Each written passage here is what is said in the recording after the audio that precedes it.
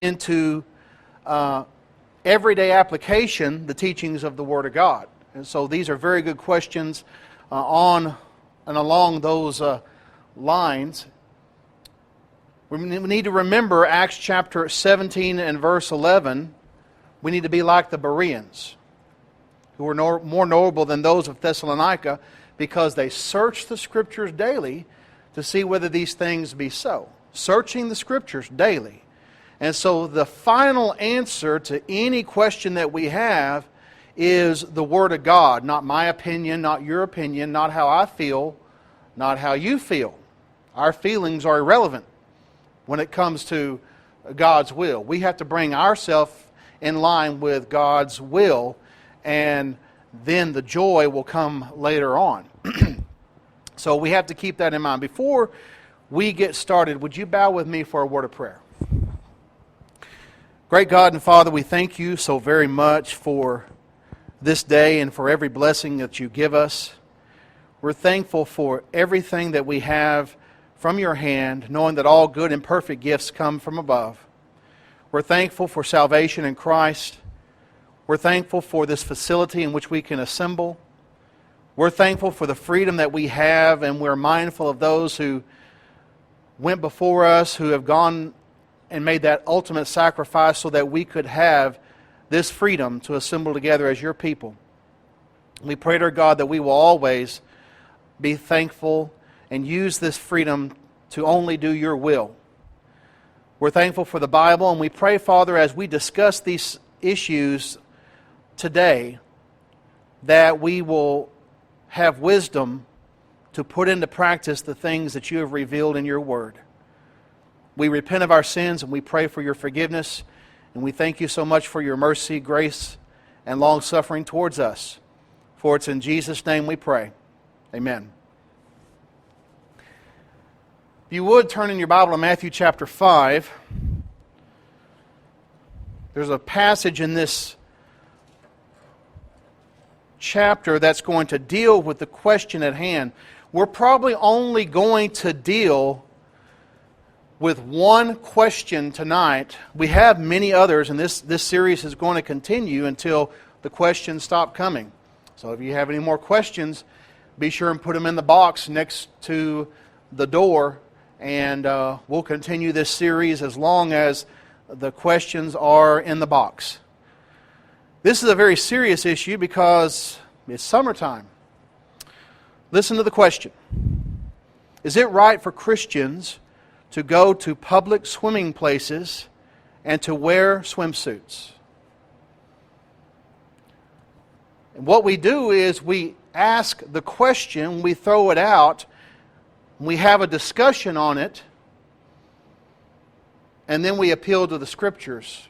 Or in the comments that you have, you can appeal to Scripture. So, the essence of the question is it right for Christians to wear swimsuits and to go to public areas where male and females, mixed genders, will be together?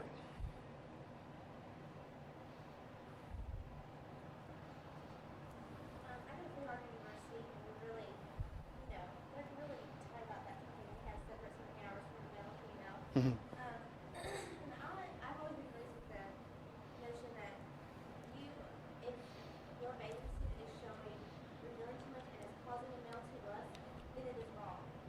But I've never been told that a bathing suit is not allowed. And my youth group, when we would go on road trips, if we wore anything that showed too much, like a bikini or showed too much cleavage, you had to drop a shirt. I mean, I guess it's really technical, but I just always thought that as long as it's not too revealing, as long as it's not causing men to lust, then I think it's fine. So basically, the answer is, and this comment is, the sin is not in swimming. The sin is not going to the water. The sin is not having males and females in the water. The sin comes, or the problem comes with what? What is worn or not worn? That pertains not only in the water, but in everyday life. This has a broader application. Very good. But do you know so many Christians categorize certain things and they say, in this category, it's okay to dress a certain way. They wouldn't dare come to a worship assembly like this in a swimsuit. But they would take this same group of people, go to the lake, and get into a swimsuit.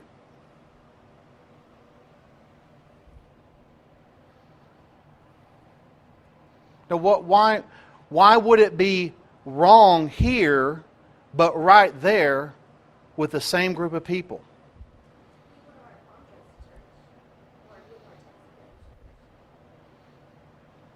Well, why not? Right.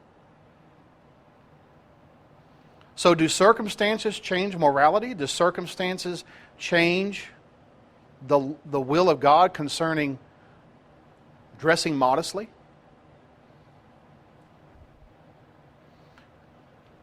Let's look at this passage here. And this passage here, Matthew chapter 5, affects two individuals or two groups of people. Matthew chapter 5, verse 27. You have heard that it is said, you shall not commit adultery. But I say to you that everyone who looks at a woman with lustful intent has already committed adultery with her in his heart. Now, who are the two individuals, so to speak, that are being addressed here in Matthew chapter 5 and verse 28?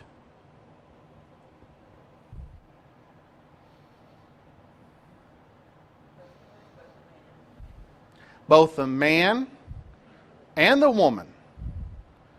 The man has the responsibility not to look upon a woman in a lustful way. Doesn't mean he can't say that she's beautiful or she's pretty, but in a lustful way that's unwholesome and wrong, contrary to the will of God.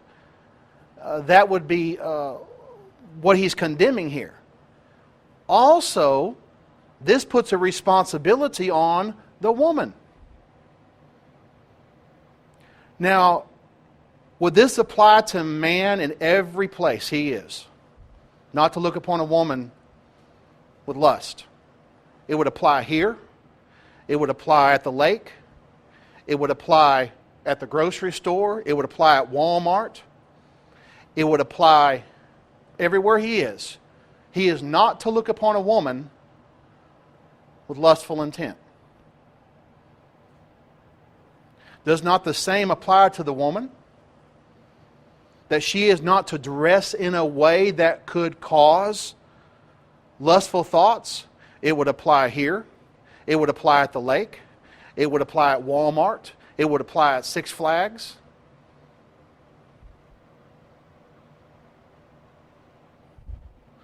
So this has a broad application both for the male and female.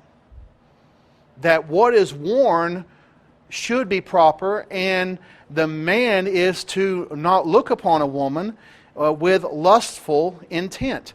Now, look at 1 Timothy chapter 2 concerning this.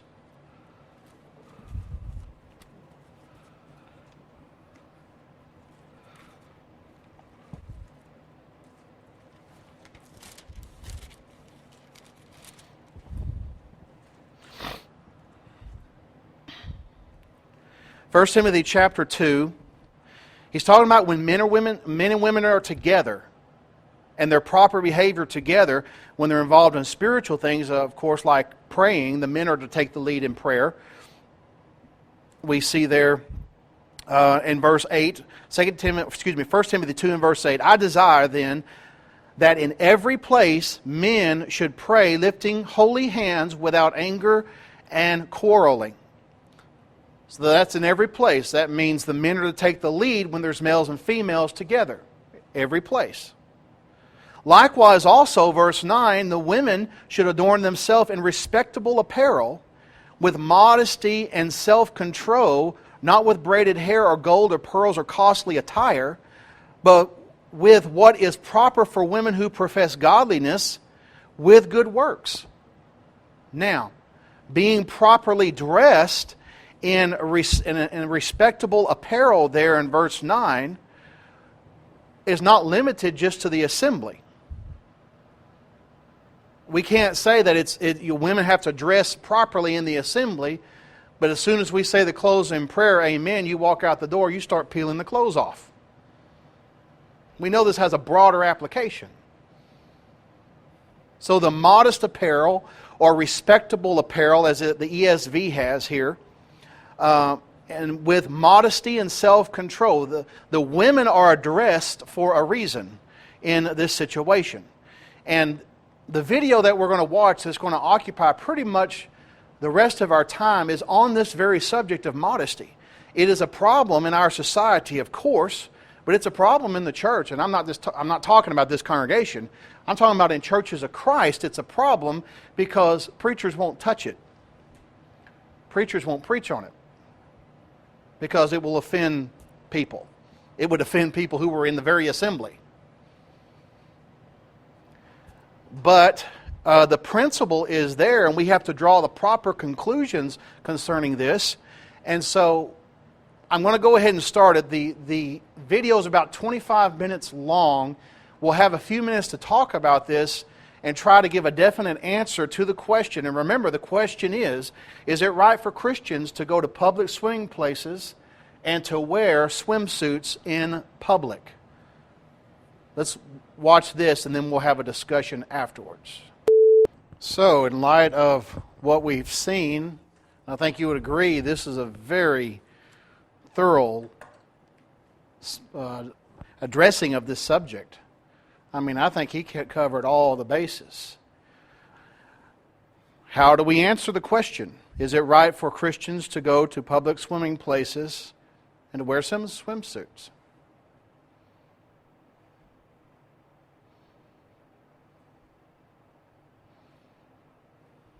Do I need to play it again, or? I think it's something that we as Christians should have part in. As I was watching the video, I was thinking, not everybody has the luxury of going off in the Texas heat in their own private pool. Mm-hmm. We are left with the option of going to a public pool or not going at all.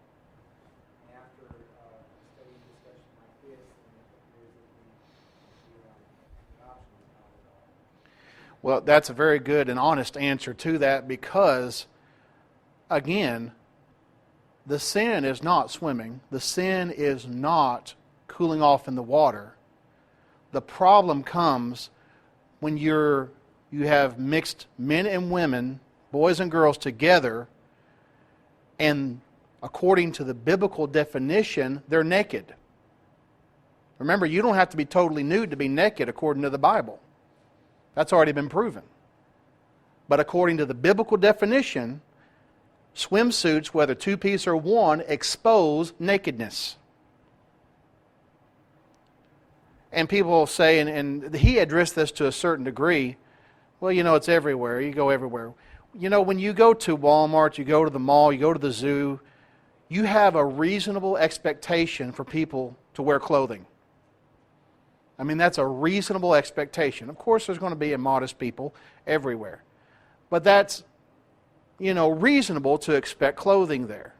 So you got to divert your eyes, look away, in situations like that. Why would Christians, especially men, want to go someplace where it is guaranteed there's going to be immodesty? And that's what you have, a 100% guarantee at water parks, a 100% guarantee at swimming holes.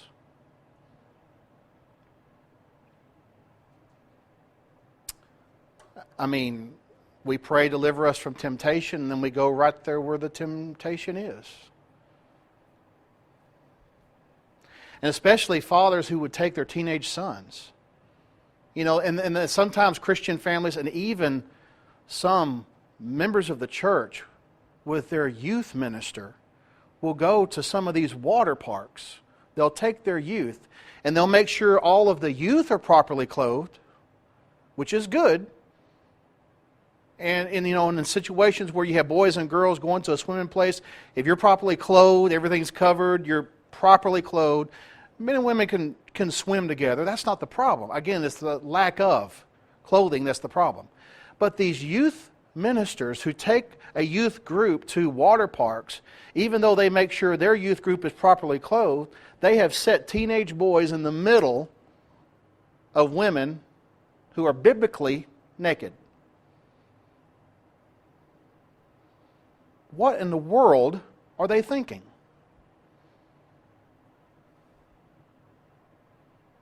Well, this is very unpopular. This is politically incorrect. But this is how we make practical application to the command, be holy for I am holy. This is how we draw the correct conclusions from the Scripture that, okay, this cannot be done. If there was a situation where you could have a person who has a swimming pool in their backyard and it's not exposed to the public, and they say, all the women of the congregation, let's go over and have a swim. And there's not going to be any men there. Sure. Or vice versa. So again, don't walk away from this saying, preacher said it's sinful to go swimming. Because that's not what I've said. It's what's not worn in situations like that make it a conducive environment for lust. And so that's the problem. A lot of Christians have never really even considered the implications of certain things. Just because if I go to a bar, would it be right for me as a Christian to go to a bar even if I just drink a Dr. Pepper? I'm going to belly up to the bar and I'm surrounded by all of the beer drinking and all the things that goes along with that worldly activity, and I'm going to sit there with them, but I'm not going to drink the beer. I'm going to drink a Dr. Pepper. Why would I place myself in an environment like that? Be holy, for I am holy. It's as if we're trying to get as close to the world as possible without going over the edge. How close can I get? And that's the same thing we talked about when we talked about tattoos. How close to the world can I get? And we've got to realize we've got to flee. What did Paul tell Timothy? Flee fornication. And fornication starts up here in the heart with lust of the eyes. And so if we have to stop going to certain things we love to do, when I was a kid, my parents, and they shouldn't have let me, but they did, they let me go to what used to be Wet and Wild. Now it's Hurricane Harbor. And I went there with a friend of mine. And it's fun. But it's no place a Christian should be. I guarantee you. It's no place a Christian should be. So this is application, making application of what we find in the Word of God. And these are very good questions, and we got a whole lot more, and we will continue this series of question and answers next week. If you would like a copy of this video, there's 2 other lessons on here in the same format. One's on gambling, the other is on social drinking. Let me know and I'll get you a copy. Because he deals with issues that a lot of brethren won't deal with, but needs to be dealt with. We'll continue next week.